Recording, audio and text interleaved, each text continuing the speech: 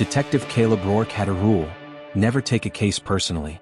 That rule had served him well for 15 years, from busting meth labs in Southside Chicago to hunting down serial offenders. He kept a distance, always. But when the fifth person went missing in 7 months, something inside him snapped. The missing were all immigrants.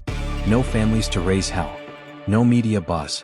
Just thin folders collecting dust in the cold case cabinet. But the fifth? That was different. Maria Lopez, 23. Cleaner at City Hall. Gone after a night shift. Her supervisor called in a week later, but by then no one cared. Caleb did. He started his own investigation after hours with nothing more than intuition and a street map. His wife, Laura, noticed the late nights, the shorter answers, the tired eyes. Their daughter, Maddie, just 5, kept asking why Daddy was always angry. Then came the break, a rusted steel drum pulled out of the Edgewater docks during a construction sweep. Inside, Maria. Her wrists bound, her body preserved unnaturally. On her chest, duct-taped plastic held her ID. Someone wanted her to be found. Someone was sending a message. Caleb's stomach turned. He'd seen executions before, but this was different. Ritualistic. Almost theatrical. Worse yet was the contents of her work locker. Caleb, on a hunch, had asked a janitor to let him in quietly. Inside, under cleaning supplies, was a sealed envelope labeled, "For when they come for me." It contained notes. Sloppy handwriting. Desperate. Frightened. Midnight trucks. Say men, not police, but look like women screaming under tarp. Manager says, "Don't ask, don't see." I record video, but I hide it. They kill if they find it. Attached was a torn flash drive. Damaged. Caleb handed it off to Roy Lim, his old tech buddy from the academy, now working IT security for a financial firm. The files were corrupted, but one still image survived. A blurry frame of a van, city seal, unloading human cargo. Hooded figures.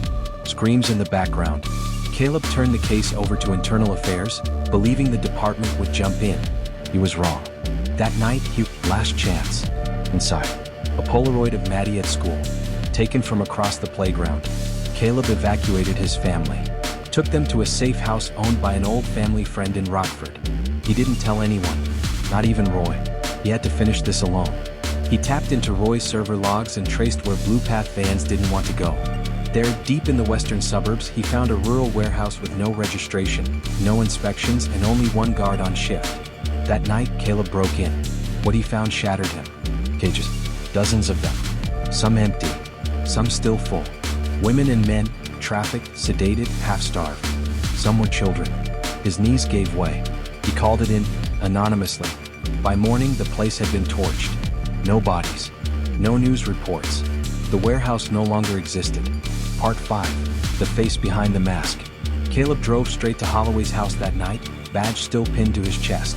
Holloway met him on the porch. He wasn't surprised. "You should have walked away, son." That's when it clicked. Holloway had built Blue Path. The whole thing. He used it to dispose of witnesses, rival gang members, even snitches within the department. He was protected. By money.